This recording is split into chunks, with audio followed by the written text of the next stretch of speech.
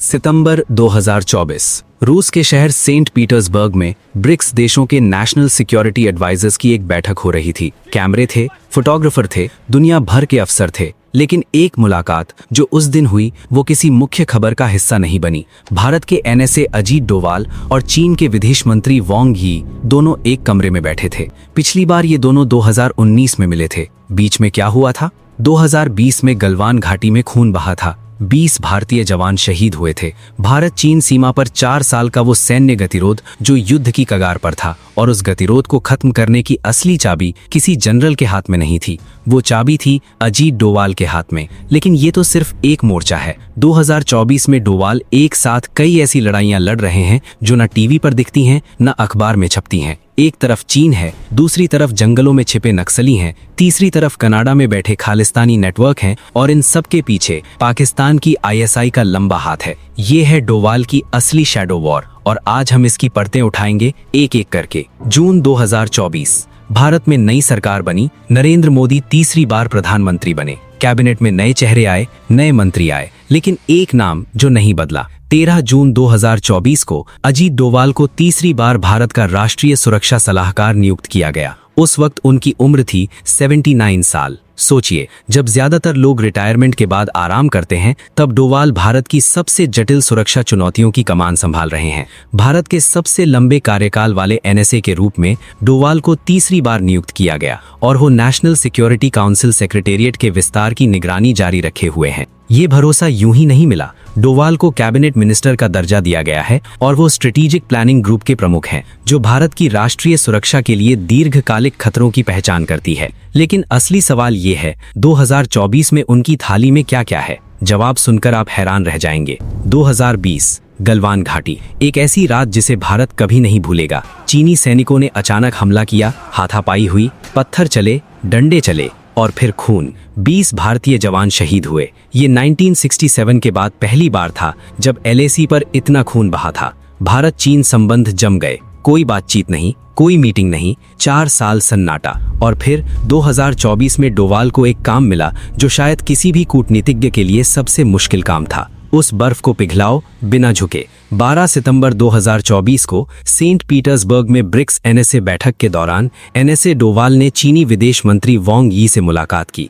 ये एक उच्च दाब वाली मीटिंग थी जो पूर्वी लद्दाख में एलएसी के साथ चल रहे सैन्य गतिरोध की पृष्ठभूमि में हुई। इस बैठक में दोनों पक्षों ने विवादास्पद क्षेत्रों में सेना की वापसी की प्रक्रिया में तत्परता और दोहरे प्रयास की प्रतिबद्धता जताई। और फिर अक्टूबर 2024 में कजान में ब्रिक्स समिट, पीएम मोदी और चीनी राष्ट्रपति शी जिनपिंग मिले। 5 साल बाद पहली औपचारिक मुलाकात। मोदी शी की मुलाकात से पहले ही एलएसी पर गश्त की एक नई व्यवस्था को अंतिम रूप दे दिया गया था। ये सब उस नेताओं की मुलाकात की जमीन तैयार करने के लिए था जो बाद में हुई। लेकिन ये सिर्फ शुरुआत थी। 18 दिसंबर 2024 डोवाल बीजिंग पहुंचे। एनएसए डोवाल और वांग यी के बीच स्पेशल रिप्रेजेंटेटिव्स की 23वीं बैठक 18 दिसंबर 2024 को बीजिंग में हुई। ये 2019 के बाद पहली ऐसी बैठक थी। दोनों देशों ने सीमावर्ती क्षेत्रों में शांति बनाए रखने के लिए उपाय जारी रखने की सहमति जताई, और सीमा विवाद के लिए न्यायसंगत और परस्पर स्वीकार्य समाधान की दिशा में काम करने की प्रतिबद्धता दोहराई। एक बड़ी उपलब्धि और भी मिली। बातचीत में कैलाश मानसरोवर यात्रा की बहाली, सीमा पारीय नदियों पर डेटा साझाकरण और सीमा व्यापार को पुनर्जीवित करने जैसे विषयों पर भी सहमति बनी। लेकिन क्या ये सच में शांति है? दोनों देश एलएसी के अपने अपने हिस्से पर सैनिकों की तैनाती जारी रखे हुए हैं। भारत क्वाड का भी हिस्सा है, जिसे चीन विरोधी मानता है। डोवाल जानते हैं ये शांति का नाटक है, और इसी नाटक में भारत के हितों को सुरक्षित रखना, यही उनकी असली चुनौती है। ऑपरेशन कागर। कागर यानी किनारा, उस किनारे तक पहुंचना जहां नक्सलवाद का अंत हो। जनवरी 2024 में केंद्र सरकार ने ऑपरेशन कागर लॉन्च किया, एक बड़ा काउंटर इंसर्जेंसी कार्यक्रम जिसका लक्ष्य भारत भर में नक्सल अड्डों को खत्म करना है।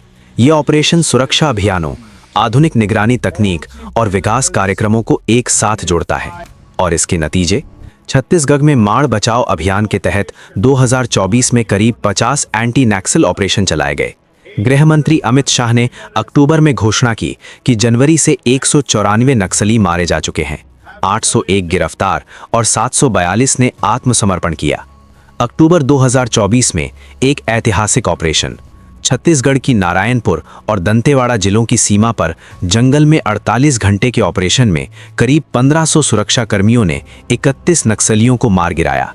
राज्य गठन के 24 साल बाद किसी एकल ऑपरेशन में माओवादियों की ये सबसे बड़ी हानि थी। लेकिन ये सिर्फ संख्या नहीं है, इसके पीछे है एक पूरी रणनीति जो डोवाल के डोवाल डॉक्ट्रिन पर आधारित है। डोवाल में 2014 में एनएसए बनने पर डोवाल डॉक्ट्रिन की शुरुआत की, जिसने भारत की काउंटर टेररिज्म नीति को मुख्यतः रक्षात्मक से आक्रामक रक्षा की रणनीति की ओर मोड़ा। इस दृष्टिकोण ने आतंकी खतरों के खिलाफ प्रिएम्प्टिव कार्रवाई पर जोर दिया। 2025 में डोवाल ने कहा कि लेफ्ट विंग एक्सट्रीमिज्म घटकर उन क्षेत्रों के 11% से भी कम रह गया है जो 2014 में प्रभावित थे। यानी एक दशक में नक्सलवाद का गढ़ सिकुड़ता जा रहा है। लेकिन जंग अभी खत्म नहीं हुई। 2023 एक नाम सामने आया, हरदीप सिंह निज्जर, कनाडाई नागरिक, खालिस्तान समर्थक। उनकी हत्या हुई कनाडा में और कनाडाई प्रधानमंत्री जस्टिन ट्रूडो ने सीधे भारत पर आरोप लगाया। एक राजनयिक तूफान आ गया। दोनों देशों के राजदूत वापस बुलाए गए, रिश्ते बर्फ से भी ठंडे हो गए। लेकिन 2024 में तस्वीर बदलनी शुरू हुई। ट्रूडो सत्ता से बाहर हो गए, नई सरकार आई और डोवाल ने मौके का फायदा उठाया। एनएसए अजीत डोवाल की कनाडा यात्रा ने द्विपक्षीय संबंधों को रीसेट किया और काउंटर टेररिज्म सहयोग पर ध्यान केंद्रित किया। इसका मुख्य परिणाम खालिस्तानी चरमपंथियों, उनकी फंडिंग और संबद्ध ड्रग कार्टेल को निशाना बनाते हुए रियल टाइम इंटेलिजेंस साझाकरण का समझौता है। और सबसे बड़ी कूटनीतिक जीत क्या? दोनों पक्षों ने सहमति जताई कि खालिस्तान मुद्दे को अब आतंकवाद और संगठित अपराध के रूप में देखा जाएगा, न कि अभिव्यक्ति की स्वतंत्रता के रूप में। ये एक बड़ा विकास है। लेकिन खालिस्तानी नेटवर्क क्यों इतना खतरनाक है? कनाडा खालिस्तानी नेटवर्क के लिए एक सुरक्षित ठिकाना रहा है। पंजाब में हत्याओं के मास्टरमाइंड टोरंटो और वैंकूवर में काम करते रहे हैं। डायस्पोरा बेस्ड खालिस्तानी समूहों ने कनाडाई धरती का इस्तेमाल भारत में हत्याओं की योजना बनाने और ड्रग कार्टेल चलाने के लिए किया है। एनएसए डोवाल ड्रूइन बैठक का मुख्य परिणाम 4 क्षेत्रों में रियल टाइम इंटेलिजेंस साझाकरण का समझौता है। खालिस्तानी चरमपंथ, ड्रग तस्करी, साइबर खतरे और पार सीमा तस्करी। डोवाल ने जो काम किया वो सिर्फ एक बैठक नहीं था, उन्होंने कनाडा की सोच को ही बदल दिया। पाकिस्तान की एसआईएस, जब सीमा पर जंग जीत नहीं पाए तो अंदर से तोड़ो। यही है एसआईएस का पुराना और आजमाया हुआ फॉर्मूला। 2024 में एसआईएस कई मोर्चों पर एक साथ काम कर रही है। पहला मोर्चा खालिस्तान। जब डोवाल कनाडा गए उस समय पाकिस्तान की एसआईएस खालिस्तान आंदोलन को पंजाब में फिर से जिंदा करने की कोशिश कर रही थी, प्रशिक्षित व्यक्तियों की घुसपैठ और नशीले पदार्थों के व्यापार से प्राप्त आय का उपयोग करके। दूसरा मोर्चा नशा। पंजाब में हेरोइन की बाढ़, पाकिस्तान से आने वाले ड्रग्स और उन ड्रग्स की कमाई से हथियार खरीदे जाते हैं। ड्रग व्यापार अलगाववादी आंदोलन को वित्त पोषित करता है और पाकिस्तानी प्रतिष्ठान द्वारा समर्थित है। तीसरा मोर्चा साइबर युद्ध। भारत के क्रिटिकल इंफ्रास्ट्रक्चर, बिजली, रेलवे, बैंकिंग पर साइबर आक्रमण। यही वजह है कि डोवाल का ऑपरेशन सिर्फ जंगल में या सीमा पर नहीं है, वो इंटरनेट की दुनिया में भी है, डेटा सेंटर्स में भी है और दूसरे देशों की राजधानियों में भी। डोवाल की शैडो वॉर हर तरफ है। एक सवाल जो हमेशा पूछा जाता है, डोवाल अलग क्यों है और एनएसए क्या सिर्फ मीटिंग्स नहीं करता? जवाब है डोवाल डॉक्ट्रिन। पहले भारत की नीति थी, हम पर हमला होगा तो हम जवाब देंगे। डोवाल ने कहा ये काफी नहीं है। डोवाल ने भारत की काउंटर टेररिज्म नीति को रक्षात्मक से ऑफेंसिव डिफेंस की ओर मोड़ा, जिसमें आतंकी खतरों के खिलाफ क्रॉस बॉर्डर ऑपरेशन सहित प्रिएम्प्टिव कार्यवाही पर जोर दिया गया। इसी डॉक्ट्रिन के तहत 2015 में म्यांमार में सर्जिकल स्ट्राइक, 2016 में उरी के बाद पीओके में सर्जिकल स्ट्राइक, 2019 में बालाकोट एयर स्ट्राइक, 2016 की उरी सर्जिकल स्ट्राइक और 2019 की बालाकोट एयर स्ट्राइक, ये सब डोवाल की सोच की उपज थे।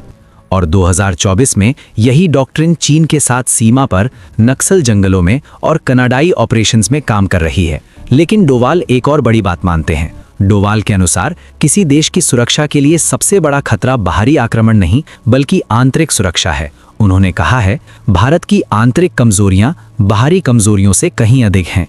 यही सोच उनकी हर रणनीति में दिखती है। बहुत कम लोग जानते हैं, डोवाल सिर्फ एक अकेले अफसर नहीं है जो पीएम को सलाह देते हैं। उन्होंने एक पूरा तंत्र खड़ा किया है। 2014 से पहले एनएससीएस एक छोटा संगठन था। एनएसए की सहायता के लिए सिर्फ एक डिप्यूटी एनएसए था। लेकिन डोवाल के आने के बाद 2 और डिप्टी एनएसएज नियुक्त किए गए। डोवाल स्ट्रैटेजिक प्लानिंग ग्रुप और डिफेंस प्लानिंग ग्रुप के प्रमुख हैं, जो दीर्घकालिक खतरों की पहचान करती है और रक्षा खरीद को प्राथमिकता देती है। यानी डोवाल के पास आज एक पूरी मशीनरी है। Intelligence agencies, raw, IB, NTRO, military planning, CDS के साथ तालमेल, डिप्लोमेटिक मिशंस विदेशों में, साइबर वॉरफेयर डिजिटल दुनिया में। ये है डोवाल की असली फौज। और इस फौज की कमान एक 79 साल के उस शख्स के हाथ में है जो कभी मिजोरम के जंगलों में अकेला घूमता था। 2024 की जंग सिर्फ जंगल में नहीं है, सिर्फ सीमा पर नहीं है, वो है आपके मोबाइल में, आपके व्हाट्सएप में, आपके यूट्यूब फीड में। भारत के दुश्मन अब एक नया हथियार इस्तेमाल कर रहे हैं, information warfare. Deep fake videos बनाओ, झूठी खबरें फैलाओ, सांप्रदायिक तनाव भड़काओ, भारत को अंदर से कमजोर करो। डोवाल इसे समझते हैं। 2024 में बीएसएफ इन्वेस्टिचर सेरेमनी में डोवाल ने कहा कि भारत की आर्थिक प्रगति और आंतरिक सुरक्षा उत्तर और पश्चिम में अपरिभाषित सीमाओं से बाधित हो रही है। इसीलिए एनएससीएस के भीतर अब साइबर इंटेलिजेंस की एक अलग विंग है,